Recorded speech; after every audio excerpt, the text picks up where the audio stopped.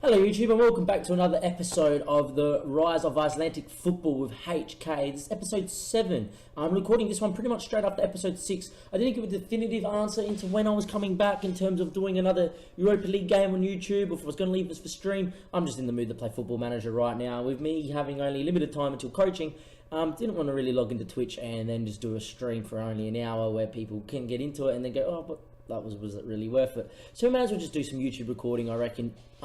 As we're on this screen here, we've got some results that have come through from our last game, which was against Copenhagen, where we lost 2-0 on our last episode. If you haven't gone and watched that on YouTube, still recommend go watch it. It wasn't too bad of a game. Not much really happened, but for us, it wasn't our best day at the office. But we went through all these games here and a bit of a rundown and some transfers that have gone through, and it might give you a little bit more insight into where the club is heading for next season.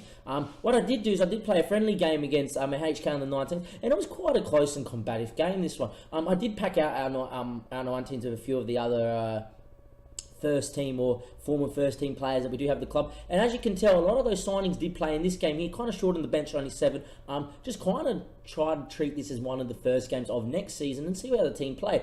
They played okay, but not great. Like, look, they didn't dominate possession, and the HK on the 19s used the same system as us, and they kept the ball a little bit more and got it back to 3-2. And at one stage I was worried they were going to run over us in the over the top of us in the second half. As it so, it didn't happen. No real builders of goals or anything like that. A game that didn't really mean anything too much. Might end up cancelling this game here, as there's a lot of people going away on international duty, and I think the game falls during it. No, it doesn't, but everybody coming back from international duty, I might just give them a bit of a rest before that final game, and might just cancel that friendly there. We'll do that one right now. But yeah, we can come back to Copenhagen just because I really want to get some revenge. It's quite upset with how we played in our last game at home. As you can see here, we're currently below them on the table. Well, it would be on goal difference, but I'm pretty sure it's sorted. I'll double check this, but it's sorted by results between teams. Sorting rules. I'm probably missing it here. First leg, second leg. Oh, we're in 4th round qualifying. We go to group stage. Just go to group B. Sorting rules.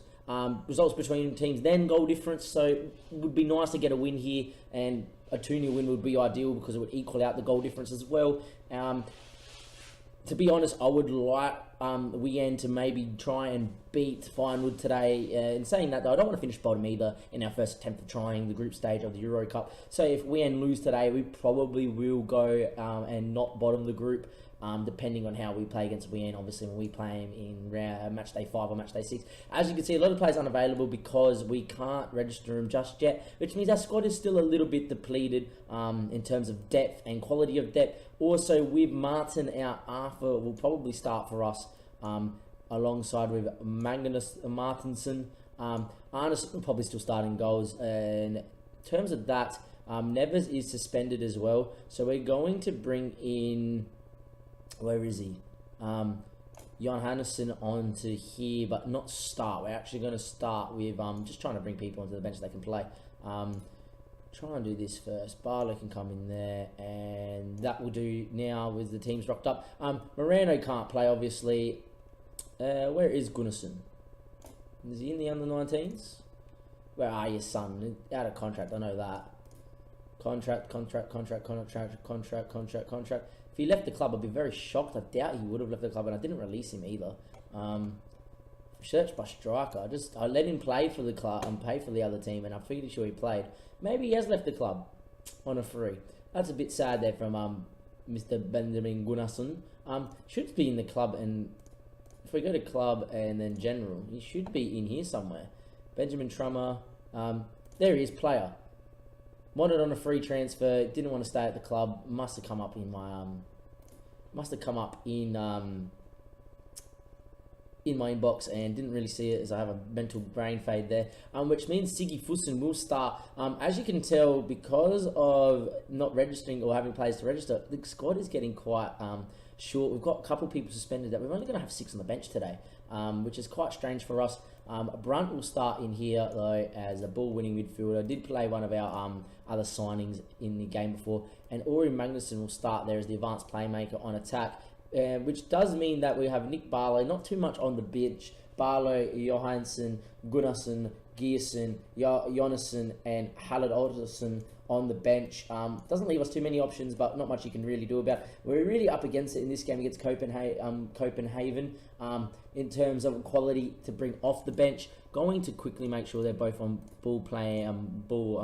defensive centre backs. Just go do a job, boys.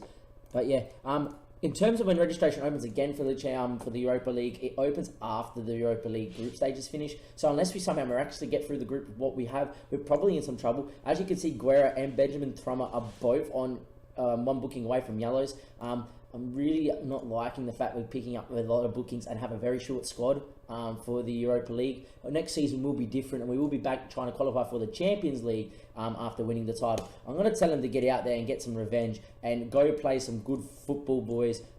Tell them that I believe in all of them. Palmy starts up top. Neves' absence. I'm just going to send the assistant because, look, I'm a bit upset Neves isn't playing. But you never know what could happen here. As the game gets underway here with HK against Copenhagen here in at Copenhagen's home ground, as Isberg will run the ball out of play or get tackled out of play, and that will start the game today.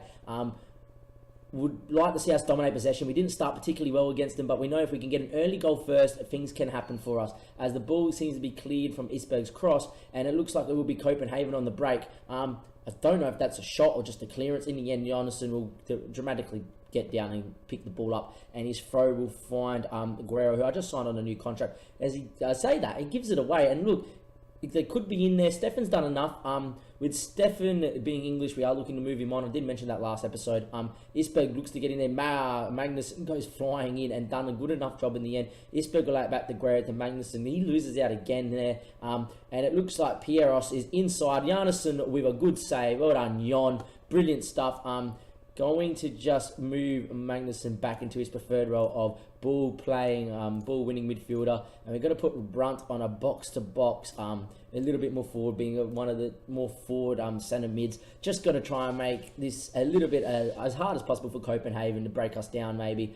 Still in our fluid system, as we hope we can clear it away with those changes being made after 7 minutes. It's a good effort. Oh, it's a great save from Arneson with the reverse hand, as he flung himself to his left-hand side. Not a save worthy of rewinding, but a save nonetheless. That was quite good from Jonasson. Did have the best of days against Copenhagen at home. We're still committing too many fouls, don't worry, I know, but I do like playing with stuck in, because that does mean that they generally press hard and go in hard at the ball, which I do not mind myself, as long as the timing of challenges are good. We haven't picked up too many straight red cards, I say this, and we're probably going to pick one up now, the curse of the commentator, this season or in seasons gone by. Just a lot of bookings in terms of needless stuff that the referees like to book us for. As they go up, and Skolkov, who we've highlighted in last episode, is a very good player. As they come out down this left-hand side, can they whip it across the quality Copenhagen? It is front post, and well, Pieros has spooned that one there over the bar. A free kick for Isberg. He lobs it in back post to no one in particular, and now they're coming on the break here, Copenhagen. Don't understand why Guerra didn't run forward and just come and pick that ball up. Instead, Pete Ankerson is on the break, and he will cut that one across the box, and that is going to be 1-0 down. The Bashkimi Kadri, what much can you do about that? Getting hit on the break, our quality of crossing hasn't been good, and Copenhagen seem to have our number. Every other side we've given a bit of a run and a bit of a we've gone at them and played some good football. Copenhagen have not allowed us to do that at all. Isberg will get another chance to whip in a good ball quality. That one's a little bit better, but still not there. And now on the break again go Copenhagen. We may have to change something here at halftime, because it seems like over a leg and a bit of playing them, they are breaking against us with some power and some speed. As Pieros scores again, 2-0 down at halftime. Changes are going to be made. There's not much we can do in terms of bringing personnel off the bench, but look, it's a learning curve for these young boys. We've got some lads in the stands that are of quality, and it will change what would happen to Copenhagen if we played them again. I'm going to just tell them, look, boys, it has not been good enough. I'm not happy with your performance. We're going to go tactically. We're going to move Brunt back there as well as another ball-winning midfielder on support. In terms of playing wingers and that, we're going to do this, and we're going to... Maybe not, actually. I'll change my mind. We're not going to play on control. We're going to play on counter, and we're going to play flexible, and we're going to just go more direct and go like this and more direct, less retaining of the ball on counter, at a much higher tempo. Not going to look for the overlaps, but we're still trying to maybe work it into the box here just at a quicker tempo. Start the second half, see if that helps. Hopefully by dropping deeper, we can't get hit on the break, and maybe we can create something up top.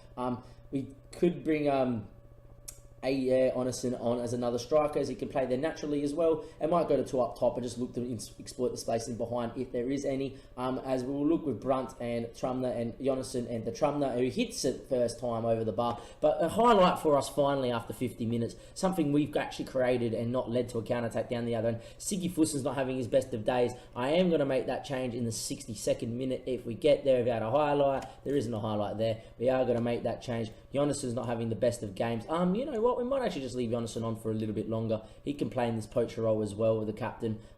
We then are going to do that, and we're just going to hit early crosses as well. Pass the ball into space, boys. A little bit more route one. Team instructions. We're sitting deeper. I thought I did that.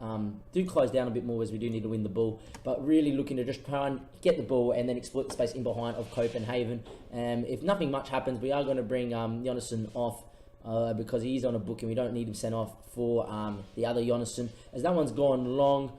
And Magnuson has apparently done something. This is going to be the second yellow card that I don't think there's a yellow card for. That is just silly from the referee. Nothing's happened there. He's running forward. Magnuson's not even in the challenge. If anything, it's Stefan that's fouled him. And it's going to be a red card. In terms of what we're going to do now, we can't afford another one, so we're just going to put Jonasson up top there. He can play there naturally. And yeah, I hope that it stays 2-0. It probably won't, knowing us. We're probably going to about to cop a couple of goals here. As that's played across, that's a great goal. 3-0 down. Copenhagen have taken us to the... have put us to the sword, so to say. And we're 3-0 down. Referees hurt us a little bit there as well. Don't agree with that red card. Means that another midfielder's going to miss another game, and we're getting weaker and weaker in our Europa League squad, and things might get very, very interesting for us in future games. If this was Feyenoord and we were 10 men down, I don't know what would happen. But in saying that, we did win. We did draw against Feyenoord in the other game. Maybe we should hope that Feyenoord would lose and then we beat Feyenoord and make it through the group like that. But I think Copenhagen, by winning today, are probably going to qualify. We were playing Wien as well. We need them to lose to both Wien and probably to Feyenoord, which they can lose to Feyenoord, just so we have a chance of maybe getting something out of it, out of the group, maybe getting out the group. Maybe it is best that we don't go out the group this early on in our campaign as trying to rise Icelandic football. So it goes 4-0 down. It's a little bit against the run of play, lads. I wouldn't say a little bit against the run of play in terms of, it's just undeserved, I don't think. You know, getting down a red card, we try to be positive, and, you know, we didn't create too much without peppering our goal. Maybe 4-0 was about just. But yeah, bit of problems here. Not much we can do about it, unfortunately. Wish we could do a lot more, but unfortunately not. And yeah, really, this is what happens when you don't have the squad ready for this type of football, but you perform miracles to get here. You do get found out. We have been found out today. We're 4-0 down against Copenhagen. Copenhagen, I'm going to aggressively say I'm not happy with that at all. Spark hopefully a resurgence in our last few games. I'm really scared of what Feyenoord would do to us at home. We did ride our luck in that game, and this Spurs scored an absolutely quality one. Liverpool winning 4-0. It's great to see. K8 getting on the score sheet as well, hopefully for things to come. Final beating Wien there. That hurts our goal difference massively. Would like to see what we can do maybe against Wien at home. I'm going to send that to the assistant. Suspended for 1 match. I'm going to issue him a warning as well. And that will be the episode. I'm very, very not upset in terms of, you know, I want to go bawl my eyes out. But we have 5 players in eligible. Tophook and Magnuson are going to be suspended for these games against Feyenoord. Is that going to be the next game I bring it? I might just bring you the rapid round, the FK Austria Wien game, just so we could get a game in where on YouTube where we should should win per se, but a game where it's could mean a little bit more than what the final game could. It depends on how the results go on. We might as well check the results and maybe see. Look, we have to win that game and hope Copenhagen lose, or we have to win that game and then hope Copenhagen beat Feyenoord on the final day of the season, and then we go through like that with a better, not goal difference, but a better ratio of how we beat in Feyenoord over 2 legs. Unfortunately for us, Copenhagen have got the edge on that. We need them to drop 2 games instead of 1, because being tied on points wouldn't be enough of them. As we see in the other league, other groups, Liverpool have topped the group there. But that would be the end of the episode. The next episode will be one of these 2 games. It depends which one I decide to do. It might even be both. But yeah, unfortunately for us, that is going to be pretty much our Europa League campaign summed up in terms of us not getting through the group. at one stage against Feyenoord and then beating Austria, we look good, but Copenhagen have shown that they are a quality side and probably what Feyenoord should have done to us in game one and what Feyenoord may do to us in the future, which is show us out of our depth and then pump us, unfortunately. That is going to be Damien wrapping up episode 7 of the HK Rise the Icelandic Football Series. Please comment and like and subscribe to the YouTube channel to see more content and future content of the Europa League and future seasons of coming up. Also on Twitch, give us a follow. There'll be a link in the description below. A lot of the content that comes out, I stream on Twitch. Today was a prime example. We spent 3.5 hours streaming HK on Twitch, going through transfers, going through the start of the Europa League campaign. The title run-in was on Twitch, and I try to bring a lot more games on Twitch. I try to do a large, more than 2 hour plus streams when I can, when I have free time. Tomorrow's a prime example. If you watch this on the day it gets published, which is a Wednesday in Australia, it'll probably be a Wednesday where you watch it as well when you wake up in different time zones. On the Thursday in Australia, Adelaide time, it'll probably be Wednesday. I'll be streaming probably morning straight through the day. I don't even have coaching on Thursday because it's school holidays, and one of the clubs, one of the academies I coach for is a school side, or based with school players.